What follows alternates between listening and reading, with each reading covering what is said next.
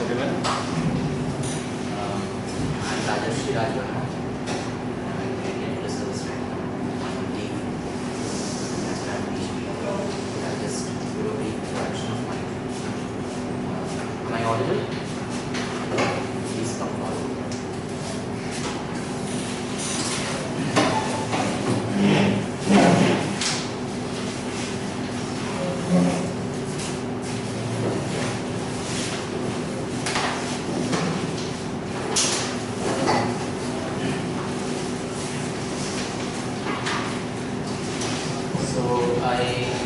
Started my UPSC journey in the year 2012. I gave my first attempt in the year 2013.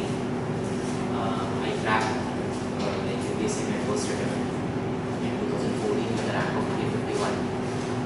I then joined the Indian Audit and Account Service. What of Indian Audit and Account Service?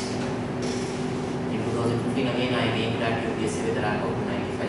I decided to remain in the Indian Audit and Account Service. I didn't change my service. And then last year again I cracked UPSC with a rank of 120. So I joined the Indian Police Service. Because of some personal issues I had to leave and I rejoined the training this year. So that is my brief introduction. The idea behind this introduction was not to blow my trumpet and tell you that I have qualified this examination 3 times, but basically to convey the fact that I have gone through the examination process in recent times. I know what are the requirements of this exam, and especially ethics paper 4. I did reasonably well in all my attempts. Okay, so I know what UPSC expects in ethics paper 4. So first of all, as far as ethics paper 4 is concerned, you need to understand what is the objective of this paper, how paper 4 is different from GS paper 1, 2, 3. Okay. When was this paper introduced? You all are freshers. कोई mains दे रहा है sir? Prelims दिया है किसी ने? Prelims दिया है? कभी मेंस लिखा है? नहीं। और किसी ने दिया प्रीलिम्स पहले? मेंस किसी ने नहीं लिखा है? Okay, good. All of you next year ही लिखेगा, अगर जिसको भी लिखना है वो next year ही mains. You all have read the syllabus of paper 4 या previous year question papers ये सब देखा है paper 4 का? Okay, so the first thing to understand here is why UPSC has introduced this paper. What is it that they are trying to assess? Okay, to understand the objective. So as some of you told that this paper was introduced in the year 2020. The pattern of reads had changed. Okay. Before that we had 2 GS papers. From that year 2 additional GS papers were introduced. 2 optional, 2 फिर एक optional किया गया. The entire means pattern had changed. Now to understand why UPSC has introduced this paper, you need to understand the idea of holistic competence. There is something called holistic competence, which has 3 components. It has 3 parts. All of you are comfortable in English? As in the English. So the idea of holistic competence has 3 parts. IQ plus EQ plus EQ. Okay. So IQ is intelligence quotient. Okay. It is basically a sort of proxy for your knowledge. Okay. First EQ is emotional quotient, and second EQ is ethical quotient. Okay. Now GS paper 1, 2 and 3, they focus on your knowledge level, your IQ, your awareness of history, geography, politics, society, economy, science, technology, environment, etc. Okay, ethics paper 4 is not trying to assess your knowledge of ethics or theoretical knowledge of ethics. Okay, so when you will sort of analyze the syllabus of ethics paper 4, you will see that broadly the syllabus ethics is a very multidisciplinary domain. Okay, broadly the syllabus has content coming from philosophy, psychology and public administration. When we analyze the syllabus you will see. So you need to realize that UPSC is not trying to assess your theoretical knowledge of philosophy or psychology or public administration and governance. Okay, that is not the objective of paper 4. That is being tested in GS paper 1, 2, 3. Okay. UPSC is basically trying to assess your emotional competence and your ethical competence. Okay. There are certain foundational values that all civil services aspirants need to exhibit. Okay. So the objective of UPSC is to assess whether you have those foundational values or not. Basically, the examiner wants to know you as a person, wants to assess your personality traits, not your theoretical knowledge of philosophy or psychology or public administration. Okay. This is the broad thing that you need to understand at the very outset. Okay, it's not a question of your theoretical knowledge, unlike JS paper 1, 2 and 3. It is a question of how you are able to convey to the examiner that you have the foundational values of civil services. Okay, we will see what those foundational values are and how it needs to be conveyed. Okay. In fact, one of the reasons why this paper was introduced was because of the feedback that UPSC had received from different training institutes. Okay, for different services, there are different training institutes. Okay, for IS, you have Varma, for IPS, you have National Police Academy in Hyderabad. So all these training academies had given, like one of the feedbacks that these training academies had given to UPSC was that the candidates who are entering the civil services, who qualify the civil services, they are very knowledgeable, they have good IQ, they come from very reputed institutes, IITs, IIMs, Bahar from foreign universities also they come there after getting educated there. But their ethical competence is something that is leaves a lot to be desired. Okay, and that becomes evident when you see the quality of public service delivery in India and the involvement of civil servants and bureaucrats in various unethical practices. Okay, so in fact that was one of the feedback that UPSC had received, and in fact different committees and commissions that have been set up on administrative reforms. Okay, you might have heard of second ARC on Alag committee, and recently we got a committee set up. So all these committees and commissions, one of the recommendations was to test the ethical and emotional competence of civil services aspirants. Okay, which is not being tested through your GS knowledge or your optional knowledge. Okay, so this is broadly the context in which this paper was introduced or has been introduced to test your holistic competence, especially focusing on your EQ and emotional competence and ethical competence. Okay.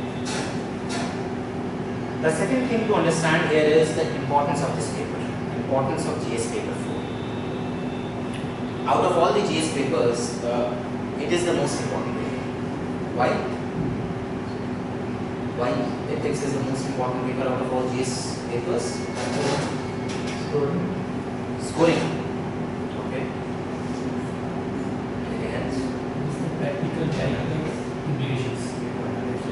Practical character Implications. What you are thinking, what you are assessing, or how you present your views on the situation or your thinking. Yeah, but from an examination point of view, why it is the most important? I'm talking from the examination point of view. If you want to qualify UPSC or if you want to get a good rank, out of all GS papers, this is the most important.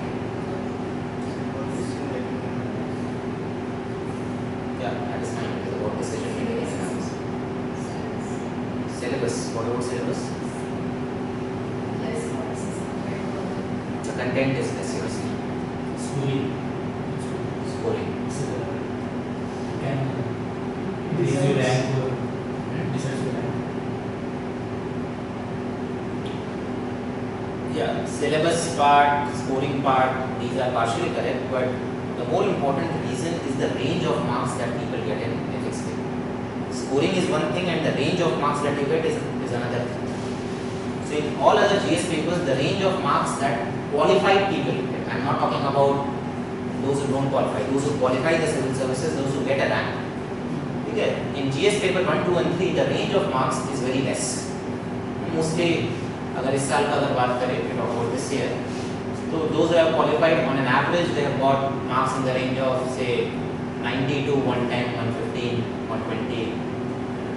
This is the range, average range of marks. But in ethics, the range of marks, and I am talking about again those people who have qualified this exam, they get marks in the range of 70, 75 to 125, 130. Even earlier people have even got 135, 140 also. Nowadays, UPSC has somewhat tempered the maximum marks, but still the range is around 45 to 50 marks. of those people who qualify this exam. Okay, so 45 to 50 marks range in one JS paper is huge.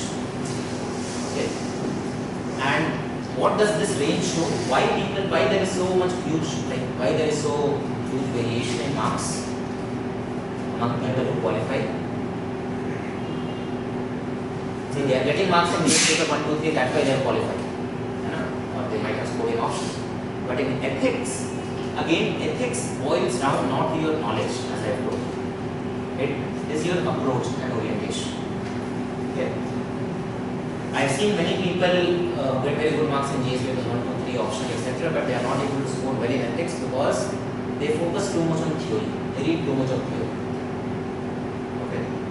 Now again, if you have clarity right from the beginning as to what is the objective of this paper, what does UPSC expect, why this paper was introduced. Okay, once that clarity is there, then that clarity would be reflected in every answer that you write in ethics. So clarity and right orientation is very important.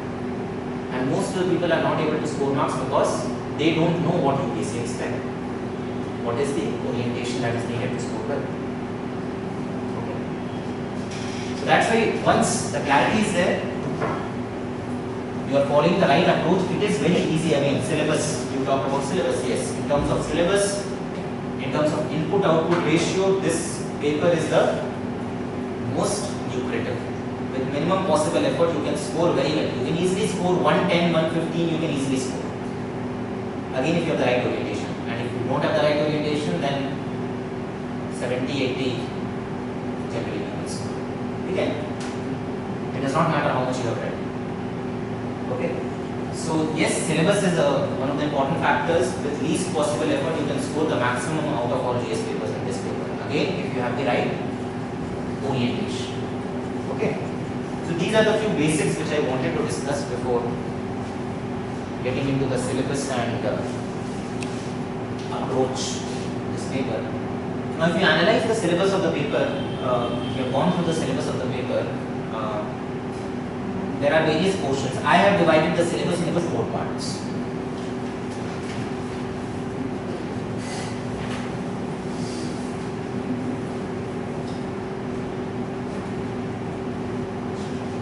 Okay. First part is the theory part.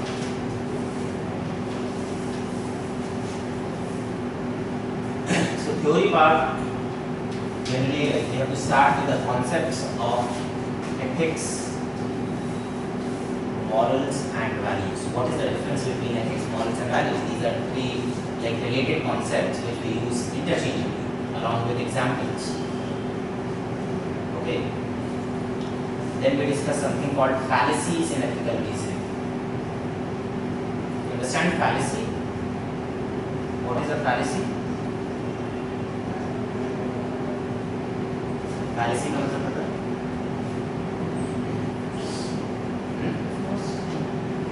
Yeah, something which is not true, which we assume it is true but it is not. So generally it is very difficult to define ethics, what ethics is, because ethics is a very complex, ambiguous concept. But it is easier to know what ethics is not. In fallacies in ethical reasoning, we discuss the relationship between ethics and culture, ethics and law, ethics and religion. Okay, basically we specify, okay, this is not ethics. So we should not confuse ethics with culture or ethics with law or ethics with religion. Okay, these are fallacies in ethical reasoning. Then we discuss importance of ethics in human life. Okay, importance of ethics at an individual level and at a society level. Why ethics is important to follow in our personal life, professional life, and also from the point of view of entire society. Then in the syllabus there is something called dimensions of ethics. Okay. Now ethics has 3 dimensions: meta-ethics, normative ethics, and applied ethics. Okay. So meta-ethics deals with larger philosophical questions related to nature of ethical theory itself. Okay, what is good, what is bad, what is right, what is wrong. Okay, these are the larger philosophical questions here. These are dealt in metaethics. Okay, from the point of view of examination, this portion is not that important. आपको philosophy नहीं पढ़नी. Normative ethics is the most important one. Okay, normative. What does normative mean?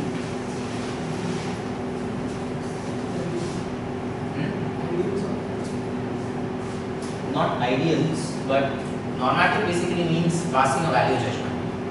Now, there are two terms, positive and normative. Positive means value free. A positive statement means a value free statement. You are just stating a fact. Normative statement means you are passing a value judgment. You are giving an opinion. So normative ethical theories are basically those theories which guide you when you are facing an ethical dilemma. Whenever you are facing an ethical dilemma, these theories tell you which is the right course of action. So they pass a value judgment regarding different courses of action. So normative ethical theory in fact we use in the process of ethical reasoning. When you are facing an ethical dilemma. What is an ethical dilemma?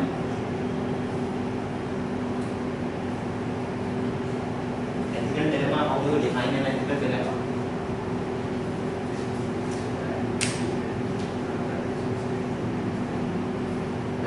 Good and bad.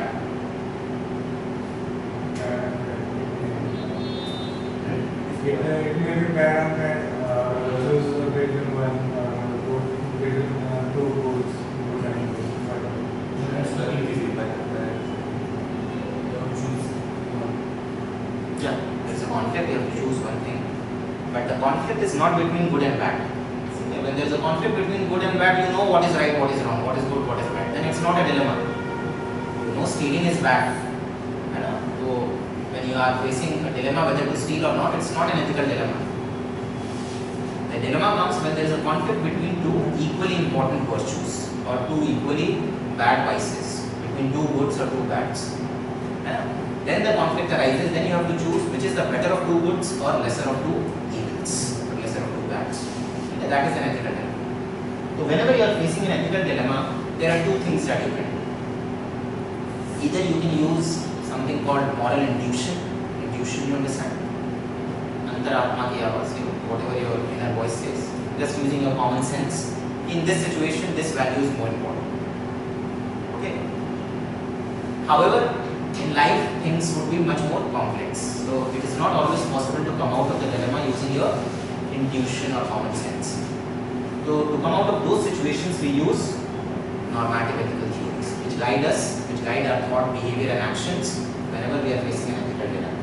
So using normative ethical theories is a very important component of the process of ethical reasoning. Okay, we will discuss what ethical reasoning is. And finally, the third component of third dimension of ethics is applied ethics. Applied ethics, as the name suggests, it's the application part. Okay, again, applied ethics is a huge domain. There are different subdomains within applied ethics. For example, bioethics is one field of applied ethics. Bioethics में क्या-क्या issues आएंगे? What are the issues that come in the field of bioethics? For example, ethics of abortion, ethics of euthanasia, ethics of stem cell research. Okay. Yeah. Then we have environmental ethics. Okay. Ethical issues in the debate between environment versus growth. Sustainable development may be issues involved. All those come under the field of environmental ethics. Okay. Then we have socio-cultural legal ethics.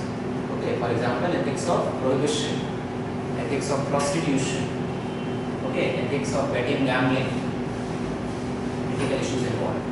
Okay, ethics of death penalty. So all these are essentially GS related issues. Okay, but you have to analyze those issues from the vantage point of ethics. इसमें ethical issues क्या important? What are the ethical issues that are important? These issues.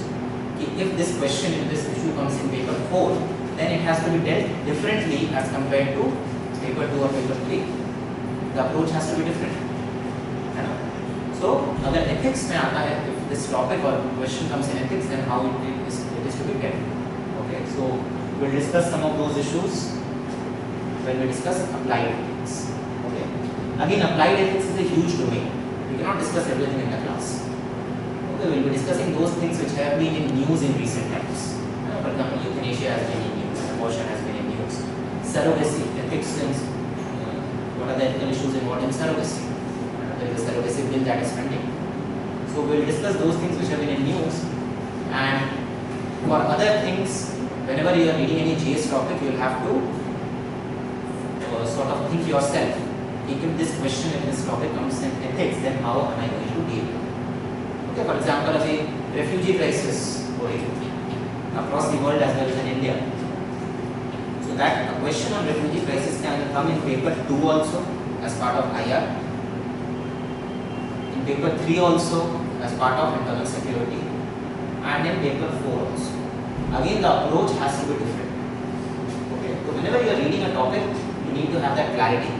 If this question comes in paper 2, what is to be written? If this question comes in paper 3, what is to be written? If this question comes in ethics, then ethical issues को कैसे?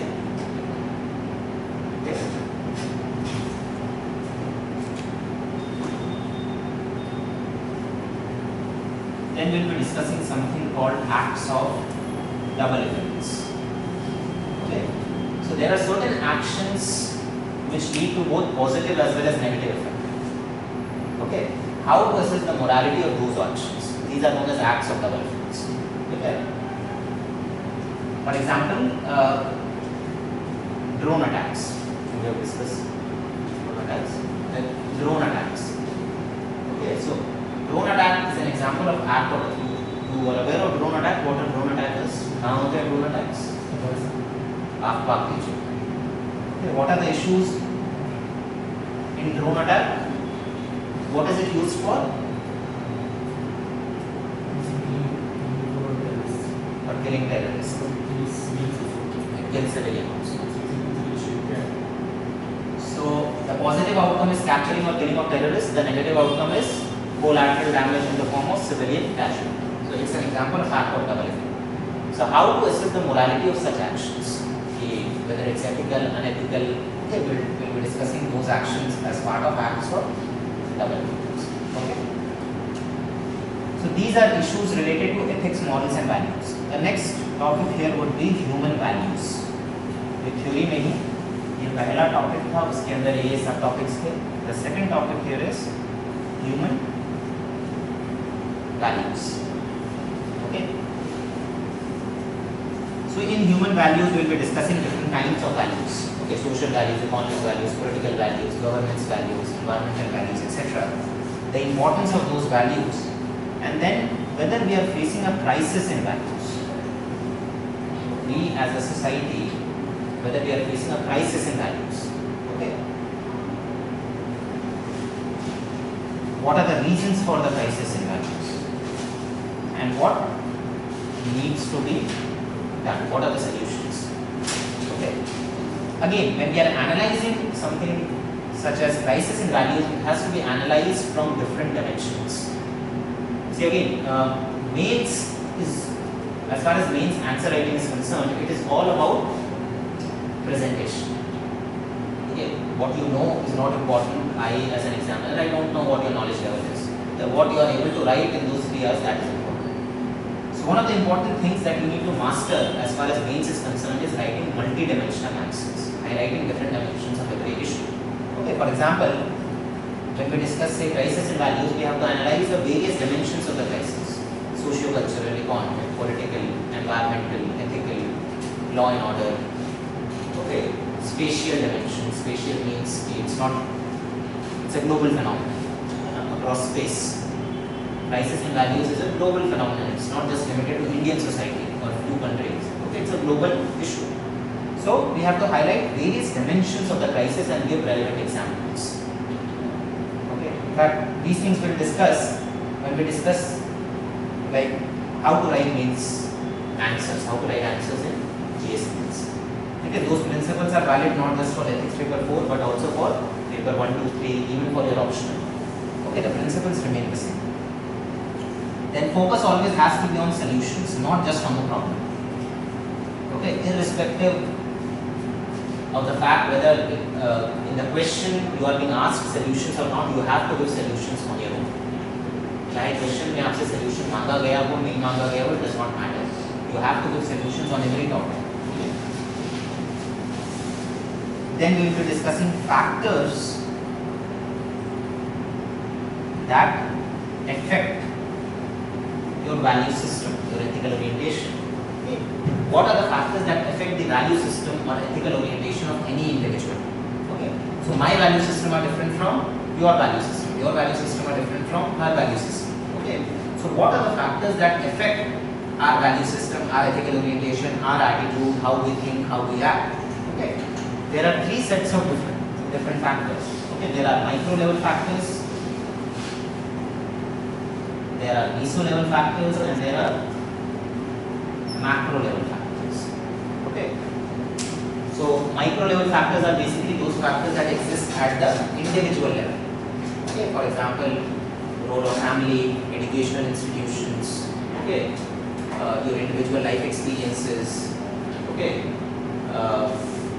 Role of your own conscience. All of us have a conscience. Okay, which varies from individual to individual. So all these are micro level factors that affect our value system. Meso level factors are factors that exist at the level of organization or institution wherever you are working. Okay. For example, if I am a civil servant, our behavior, our thought process is governed by something known as conduct rules. We have all India services conduct rules, central civil services conduct rules. Okay. So it's part of our professional ethics or professional code of conduct. So again, our professional code of conduct or institutional or organizational sort of standards that we are expected to follow, that also affect our value system, how we think, how we act. And finally, at the macro level, macro means at a larger level, society level, there are socio-cultural religious factors. Okay, for example, our personal laws. Different religions have their own personal laws. So our value will be a function of what our religion teaches. Okay. Similarly, different caste, community, tribes, they will have their own system of values. Okay. So these are socio-cultural religious factors. Similarly, economic factors. What kind of economic system a country has, it affects the value system of the citizens of the country. For example, people in capitalist countries such as US would think differently as compared to socialist countries such as say Venezuela or Cuba. Okay. Similarly, political system, what kind of political system we have.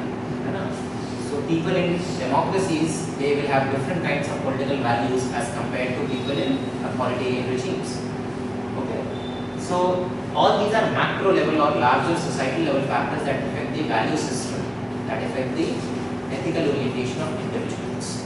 Okay. We will be discussing all these factors at individual level, at institutional level, and at larger society level.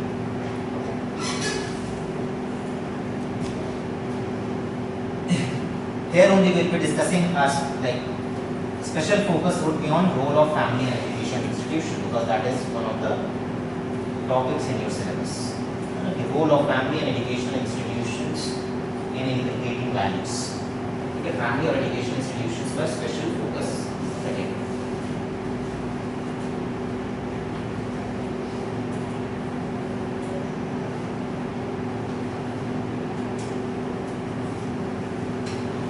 Next topic here is thinkers and philosophers. Thinkers, philosophers, reformers, administrators. Okay, there is a topic in your syllabus, lessons from the lives and teachings of leaders, thinkers, reformers, philosophers, administrators, etc. Okay. Now it's a very important topic, and generally what people do, they shortlist few thinkers, philosophers, reformers, and then they read about what they have done and what they learned from their lives. Okay.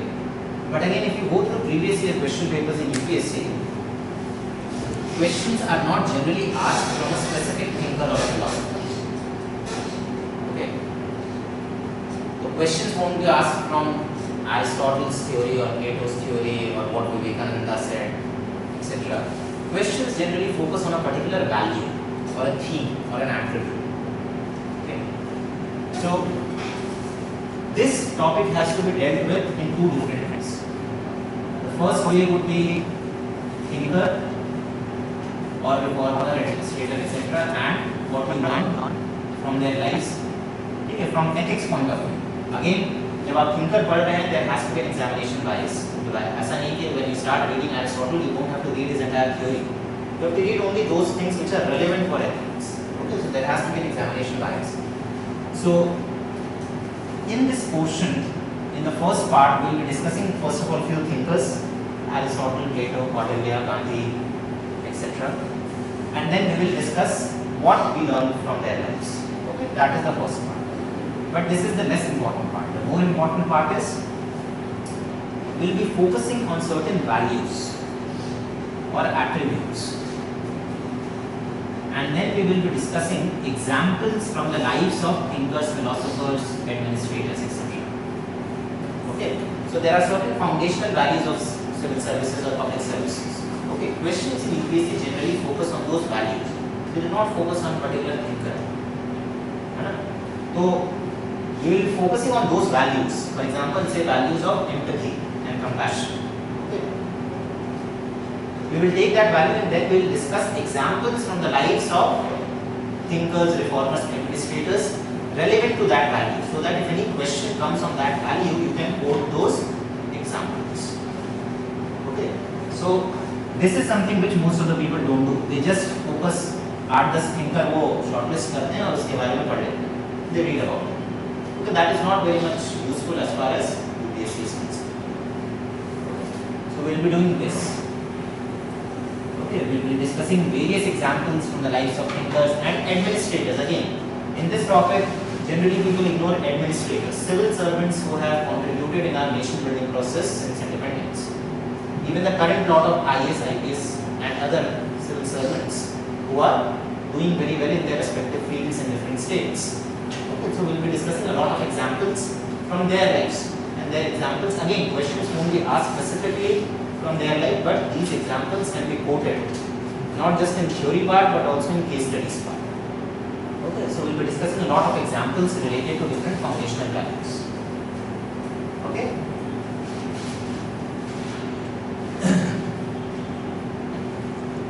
So this was about human values. Next topic is Indian ethics.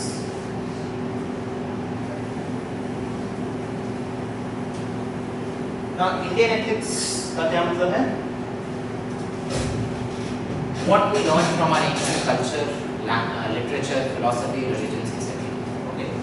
Now, Indian ethics specifically is not part of the syllabus. Again, if you go through the syllabus of paper 4, Indian ethics is not written explicitly anywhere. Okay. But again, it is very useful because a lot of content from Indian ethics can be quoted in your answers, like teachings from Bhagavad Gita, teachings from Vedas, okay, yeah, teachings from different religions, Buddhism, Jainism, Islam, Hinduism, etc.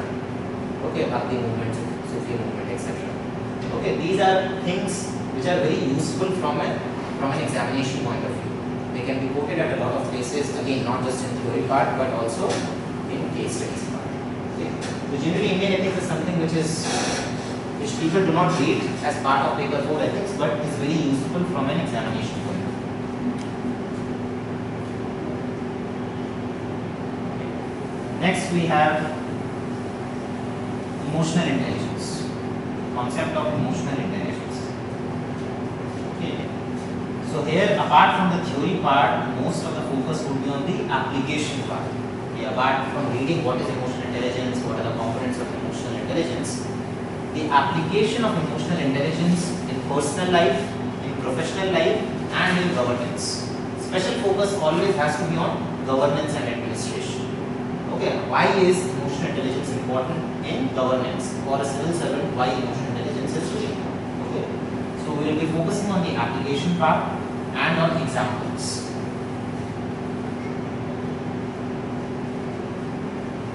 Next topic here is attitude, social influence and persuasion. Okay, attitude, social influence and persuasion. Again, theory as well as application. The focus on theory has to be less. The focus on application and examples has to be more.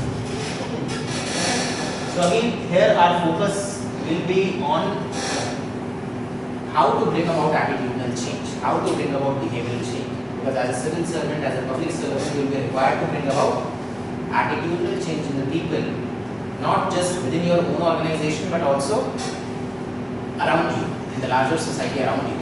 Okay.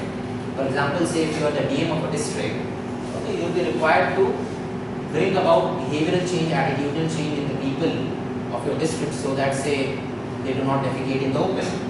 Okay. If you are say SP of a district, you will be required to persuade people to change their attitude and behavior so that they follow traffic laws. Okay. So as a civil servant, it is very important to understand what are the techniques or means available to bring about attitudinal change, behavioral change. Okay, क्या techniques है, कैसे उन्हें, how they can be applied in real life. Okay. So our focus here will be on the application part. How what are the different means of bringing about attitudinal change, how social influence and persuasion can be used to bring about attitudinal and behavioral change.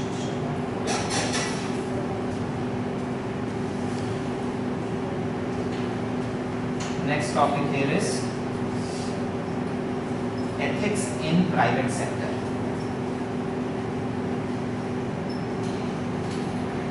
or corporate governance.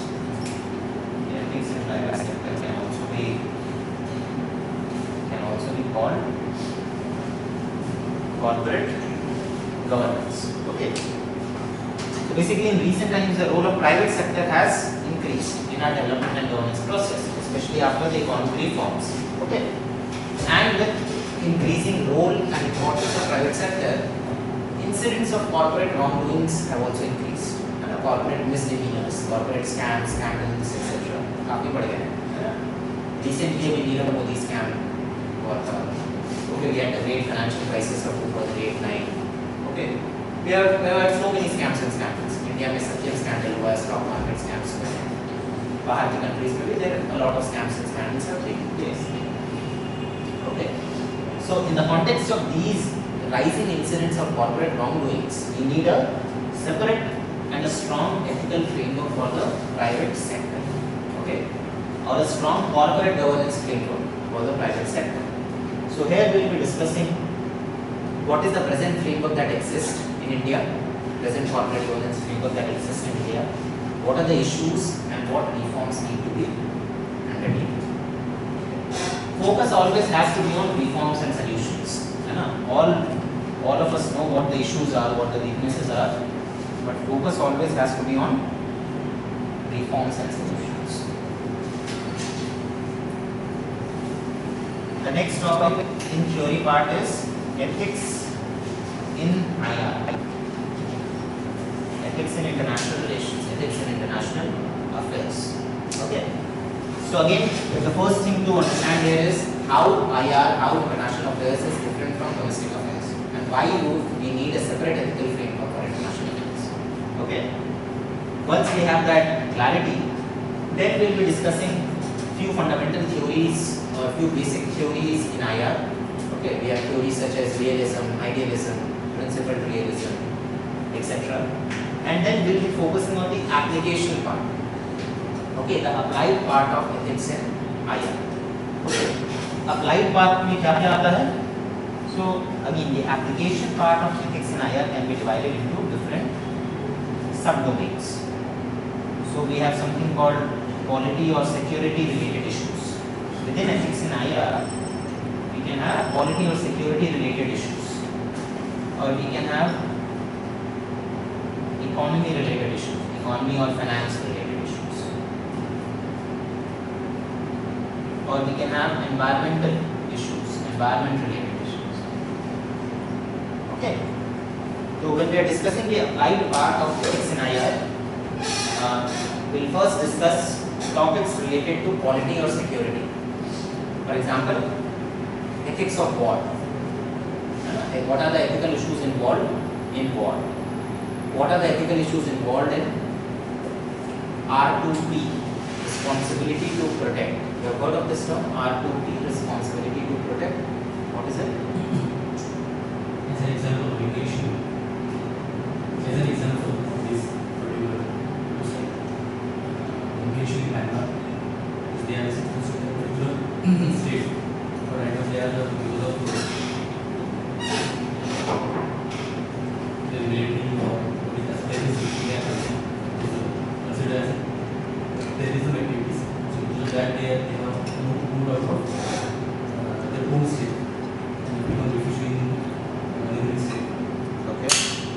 whose responsibility is to protect? State. Myanmar state. Is they are citizens of that particular state. When we talk of R2P, it does not mean that. Our responsibility to protect is a term which is used in the context of foreign military interventions. Okay. It is the responsibility of the R2P. It's a United Nations Security Council resolution. The 2005 का resolution है. And basically it puts the responsibility on the global community. Okay, the global community has a responsibility to militarily intervene in some other country if certain conditions are met. For example, if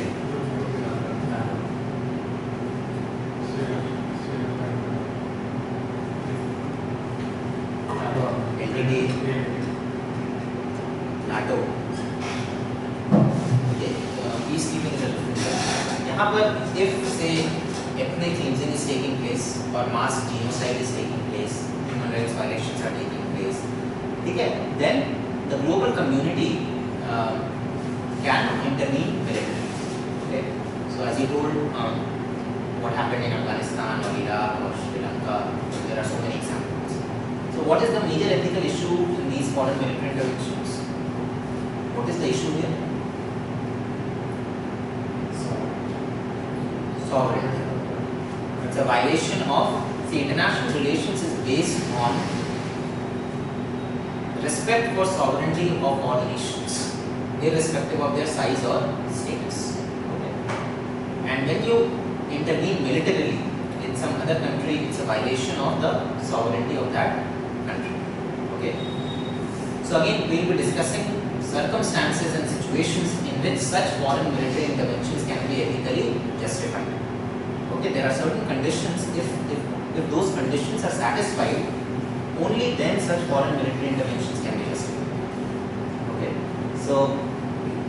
so within policy security related issues, we will be discussing ethics of war. Again, under what conditions a war can be ethically justified. Okay, there are certain principles which need to be followed. Okay, there is a theory called just war theory. Okay, which lays down certain principles. Only if these principles are satisfied, then only a war can be ethically justified.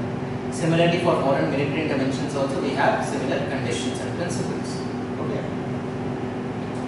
Again, ethics of drone attacks. Again, it's an act of double effect. It can also come as part of quality or security related issue. What are the ethical issues in drone attacks and how to assess the morality of drone attacks. Okay. Economy or finance related issues में क्या क्या आ जाएंगे? We can have ethics of financial crisis. वहाँ पर ethics कम है, वहाँ पर more a question of economics and finance. Counterfeit currency. It's a legal issue. It's a security and legal issue, not an ethical issue. Money laundering is not an ethical issue. Money laundering is again, it's a violation of law. It's a security related threat that we have. Yeah. So those are, money laundering is the, what is money laundering? What is money laundering?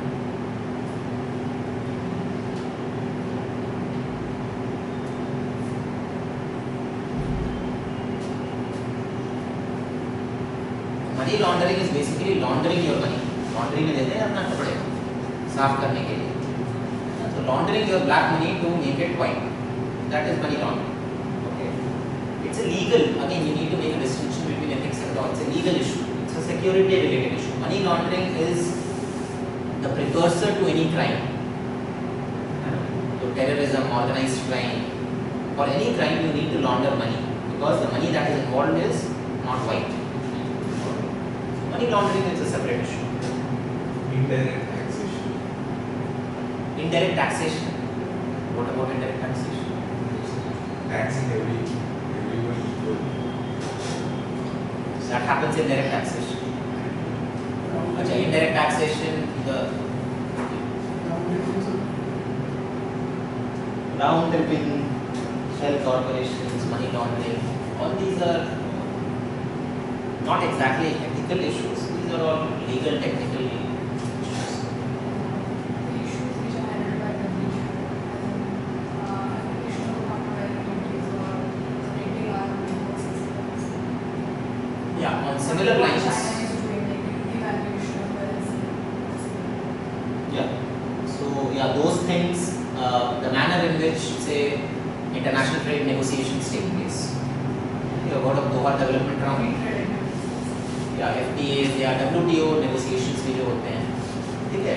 The concerns of developed countries are different from the concerns of developing countries. Okay, so what are the ethical issues involved in trade negotiations? Okay, there is something called international aid conditionality. You have heard of this term? International aid conditionality.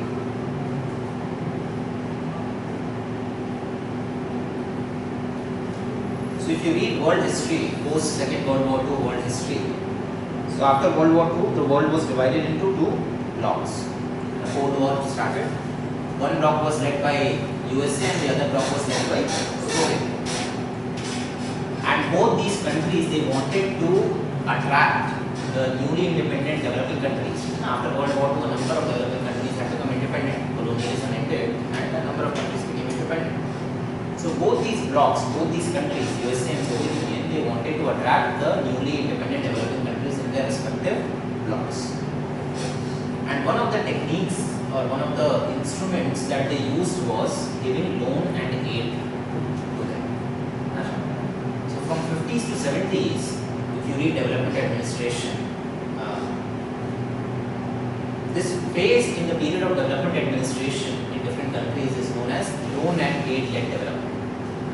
Even India received a lot of assistance from international institutions, from other countries. Other developing countries also received a lot of financial assistance. By 1980s, it was realized that in spite of giving so much of money to developing countries, not much development has taken place. And one of the reasons that the developed countries, led by USA, one of the reasons that they attributed to the failure of developing countries to develop themselves was the closed nature of their economies. Okay. For example, you have read about the economic reforms that took place in India. What was the context? Why did the economic reforms take place? When did the economic reforms take place? Early 90s. Why did it take place?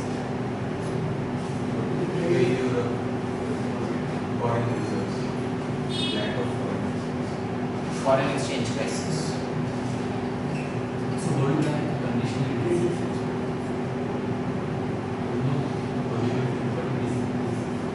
There are conditions set by World Bank. So you have to liberalize your economy.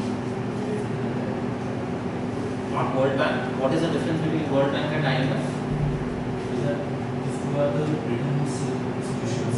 That is fine. What does World Bank do? What does IMF do?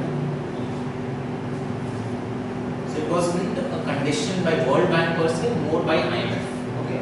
The foreign exchange crisis, balance of payment crisis, all these things are meant by IMF. World Bank is more into development and reconstruction projects. So there is a term called Washington Consensus. Okay. So by late 1980s, there was a consensus in Washington. By Washington Consensus mean consensus between the US government, Bretton Woods institutions, World Bank, IMF, and at that time we had something called GATT, General Agreement on Tariffs and Trade. WTO had not come into existence. WTO came into existence when? In 1994. Okay. So at that time we had World Bank, IMF, and GATT, and the US government. And there was a consensus between them that the developing countries, they need to open up their economies and they need to liberalize and deregulate their economies so that they could effectively utilize the loan and aid that is being given to them. Okay. So even in India, like we were facing a foreign exchange crisis, but it was because of the pressure of IMF. IMF said that if you don't open up your economy, if you don't introduce the new economic reforms, LPG reforms कहते हैं, liberalization, privatization, globalization reforms, then we are not going to bail you out. We are not going to give you any financial assistance. Okay. So this is what is known as, or this is one part of international aid conditionality. When you put a condition on aid and financial assistance that we will give you money, but only if you follow certain conditions. Even at present, institutions such as World Bank, they have an environmental and social framework. तो बहुत सारे developmental projects होते हैं which are funded by World Bank or UNDP. Okay. So these institutions say that we will fund your projects, development projects, only if you follow certain conditions, only if you follow our environmental and social framework. Okay. So ethics of international aid conditionality. What are the ethical issues involved? Are they ethically justified in imposing such conditionalities? Okay, what are the issues involved and how it needs to be sorted out?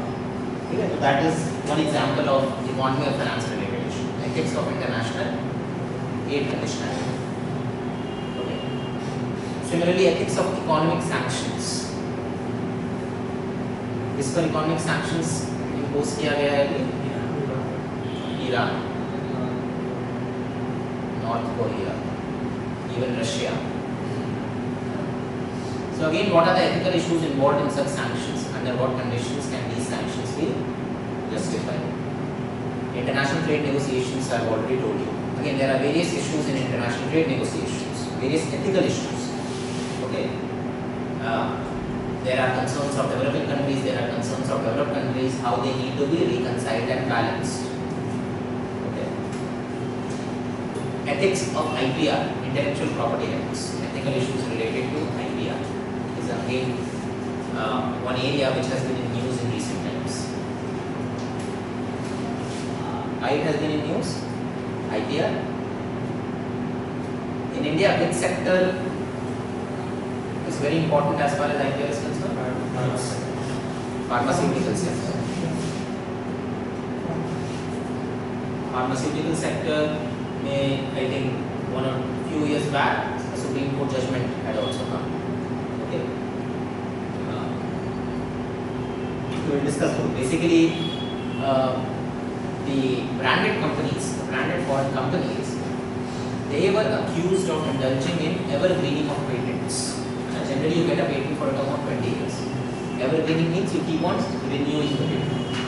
Okay. And they were using something called incremental innovation.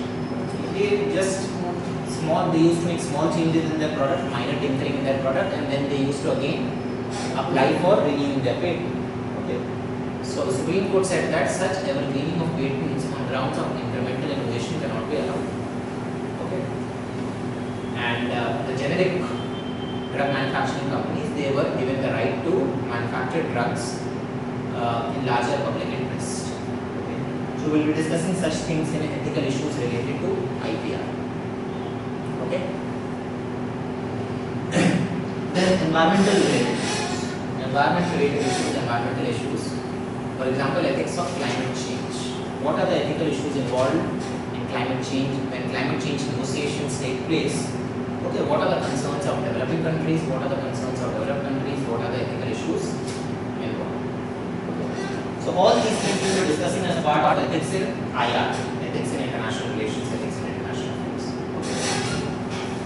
And the final part here, within the theory part, the final topic that we will be covering is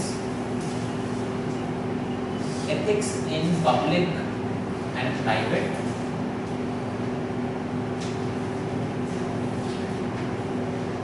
relationships. Okay, there is a topic in your syllabus. Ethics in public and private relationships. Okay. So a moral agent means any individual operates in various spheres. Okay, we all operate in different spheres of life. We have a personal life, we have a professional life. Our professional life, as part of professional life, we can either be part of private sector or part of public sector. Okay. Now the ethical standards that a moral agent or an individual is expected to follow is different for these different spheres. So ethical standards in personal life are different from ethical standards that you are expected to follow in professional life. Similarly, within professional life, the ethical standards in private sector are different from those in public sector. So we'll be discussing how ethics in private life is different from ethics in public life or ethics in professional life. Okay, how private sector is different from public sector, what are the special characteristics of public sector, due to which we need a separate ethical framework for the public sector. है ना? कि private sector जो है वो public sector से कैसे different है, and why do we need a separate ethical framework for public sector? When you become part of public sector, when you become a public servant, why is it that you are expected to follow a different set of ethical standards as compared to, say, if you are working in the private sector? Okay, so these things we will be discussing. Okay.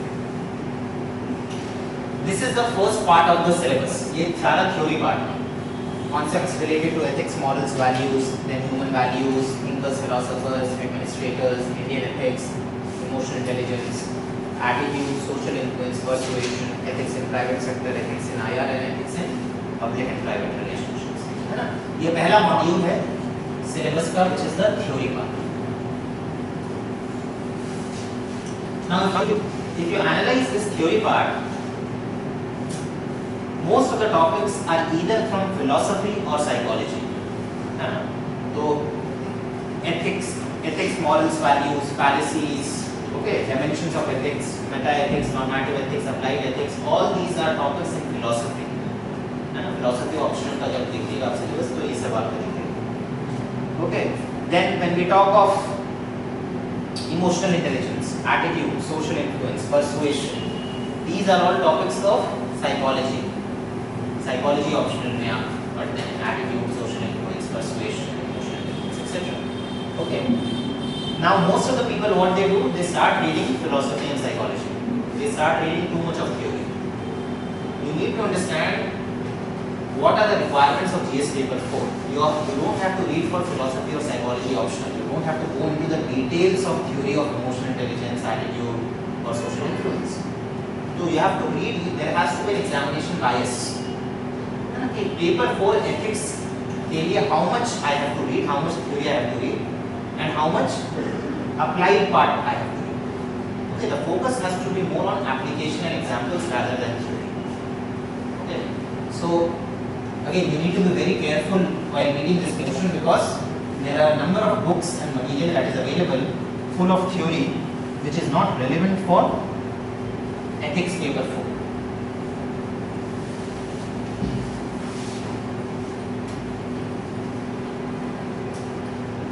Previous year question papers देखा आपने? Have you seen previous year question papers of ethics? Anybody?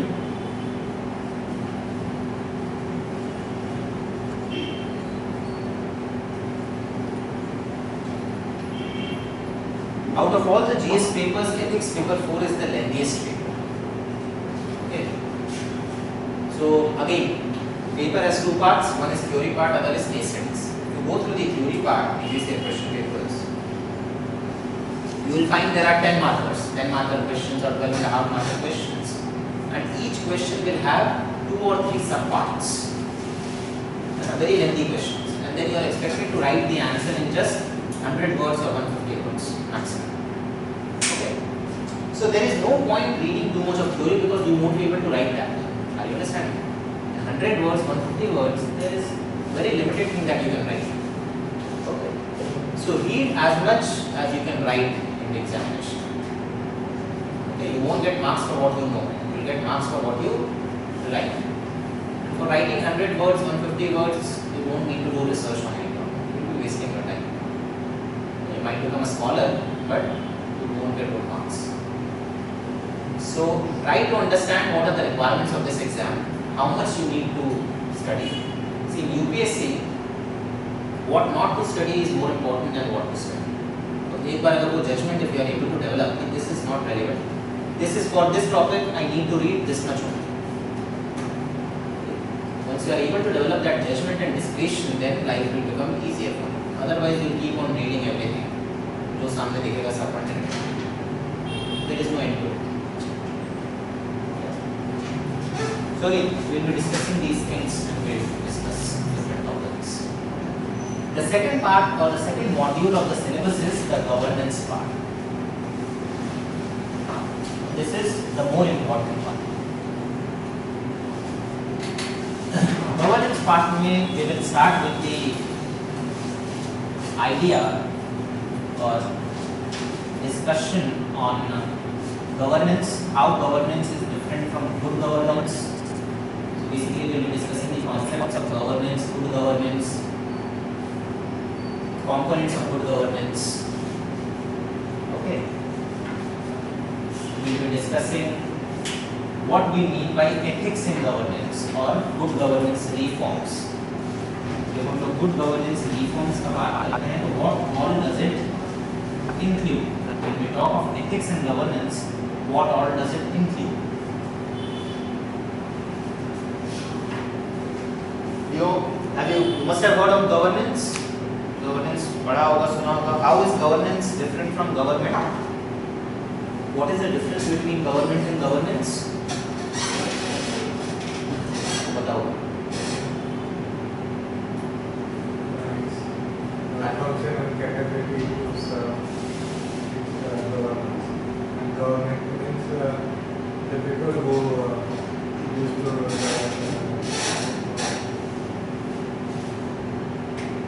Okay. Anything else?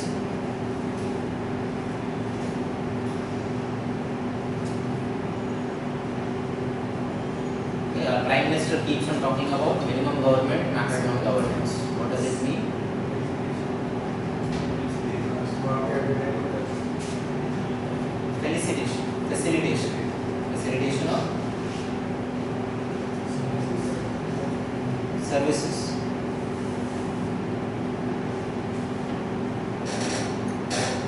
See, governance is a collective problem solving activity. Government is just one of the players involved in governance. Okay. So when we talk of governance,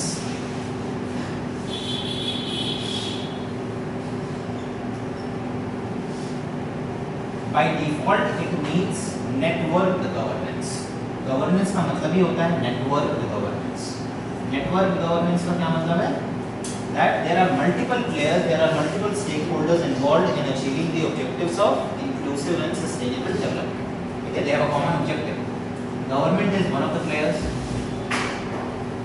Private sector or markets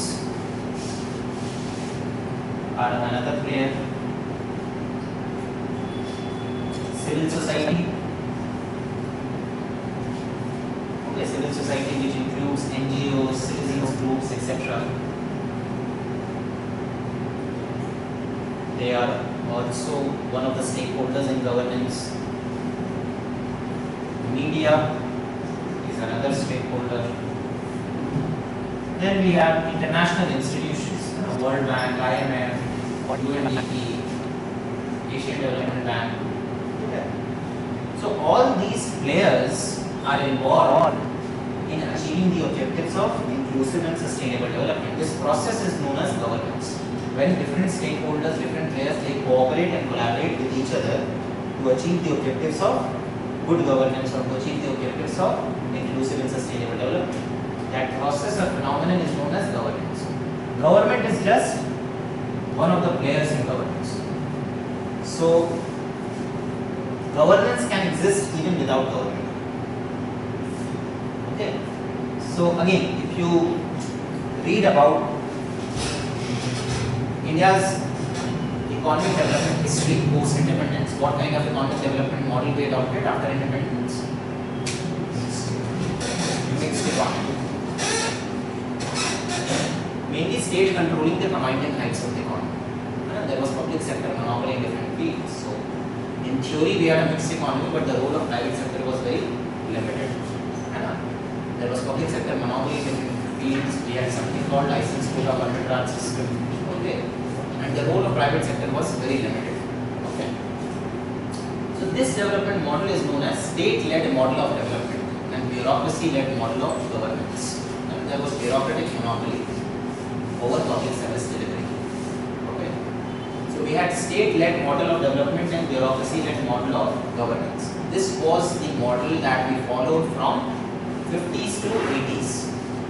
From early 1990 onwards, after the economic reforms, this idea of network governance emerged, and it was realized that the government alone cannot do everything. So all the stakeholders, all the players in the society, they need to cooperate and collaborate with each other. Then only the objectives of development can be achieved. So thus emerged the idea of governance. The idea that government is just one of the players. There are other players and all of them they need to collaborate. Okay.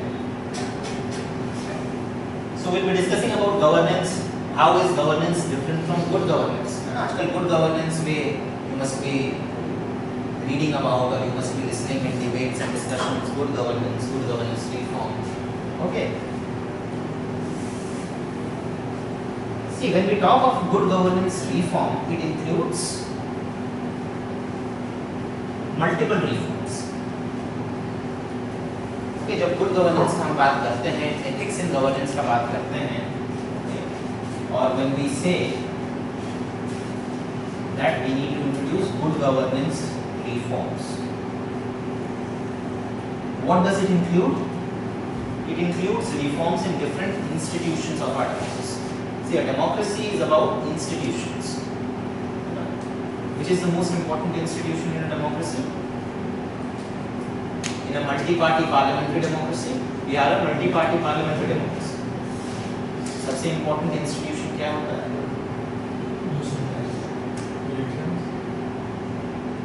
Elections, legislature. Constitution is not an institution. Constitution is a document. Okay, political party. In a multi-party parliamentary democracy, the most important institution is political party, because the entire legislature and executive comes from political party, with the exception of few independent candidates. And there are few independent candidates who are not affiliated to any party, but majority of them belong to हमारे जितने MPs, MLAs, ministers, ultimately they belong to some party first. है ना? So when we talk of good governance reforms, it has to start with reforms in political parties, because political parties provide the foundation of everything in a multi-party parliamentary democracy. एक बार political party में reforms आया, उसके बाद फिर elections होते हैं, electoral reforms, है ना? Elections हो गए, फिर legislature is constituted, then legislative or parliamentary reforms. What are the issues in the functioning of the parliament and what reforms need to be undertaken? Okay, parliamentary reforms. Then reforms in executive. What does executive mean?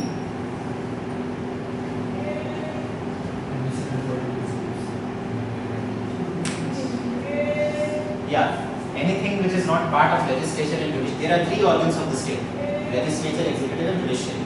So anything which is not part of the legislature or judiciary is part of the executive. So basically, what are the reforms in the functioning of the government? Executive essentially is a proxy for government, the political part as well as the administrative part, as he said. So what are the reforms in the functioning of the government? Okay. Then judicial reforms. Okay, what are the issues in the functioning of the judiciary? Judiciary is another important institution of our democracy, and what reforms need to be undertaken? Local governance reforms. Which constitutional amendment deals with local governance? 73rd and 74th Amendment. Okay, so what are the issues even after the passing of 73rd and 74th Amendment? There are various issues in the functioning of panchayati raj institutions and urban local bodies, DRIs and ULBs. So we will be discussing what are those issues and what reforms need to be undertaken.